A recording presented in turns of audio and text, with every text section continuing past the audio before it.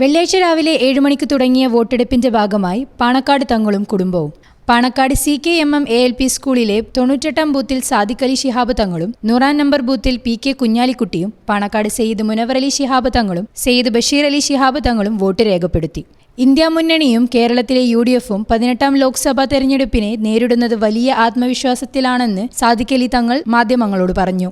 2 ദിവസമായി ഇന്ത്യയിൽ കാണുന്ന പ്രതിഭാസങ്ങൾ ഇന്ത്യ മുന്നണിക്ക് പ്രതീക്ഷ നൽകുന്നതാണെന്നും തങ്ങൾ കൂട്ടിച്ചേർത്തു. 18-ാം ലോക്സഭയിലേക്കുള്ള തെരഞ്ഞെടുപ്പിന്റെ കേരളത്തിലെ പോളിംഗ് ഇന്ന് ആരംഭിച്ചു കഴിഞ്ഞു.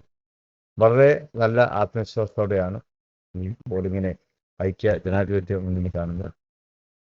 ലോക്സഭയിലേക്കുള്ള 20 സീറ്റുകളിലും ഐക്യ ജനാധിപത്യ വ്യക്തമായ ഭൂരിപക്ഷത്തോടെ തന്നെ വിജയിക്കും എന്നുള്ളത് തന്നെയാണ് നമ്മുടെ ജനങ്ങൾ അത്രമാത്രം ഈ ഇലക്ഷനെ കാത്തിരിക്കുകയാണ്. രാജ്യത്തൊരു ഭരണമാറ്റം അത് അനിവാര്യമാണ്.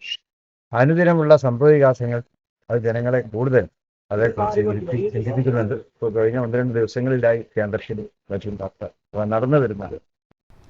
വിഭാഗീയതയും വർഗീയതയും പ്രചരിപ്പിക്കാൻ ഒരു കൂട്ടർ തുനിഞ്ഞിറങ്ങുമ്പോൾ ഇന്ത്യ മുന്നണി അധികാരത്തിൽ വരാതിരുന്നാൽ അപകടകരമാണെന്നും കോൺഗ്രസിന്റെ നേതൃത്വത്തിലുള്ള സർക്കാർ കേന്ദ്രത്തിൽ അധികാരത്തിലേറണമെന്നും അതിനായി മലപ്പുറത്ത് ET മുഹമ്മദ് ബഷീറും പൊന്നാനിയിൽ ഡോക്ടർ MP അബ്ദുസ്സമദ് സമദാനിയും വൻ വിജയം നേടണമെന്നും അദ്ദേഹം വ്യക്തമാക്കി.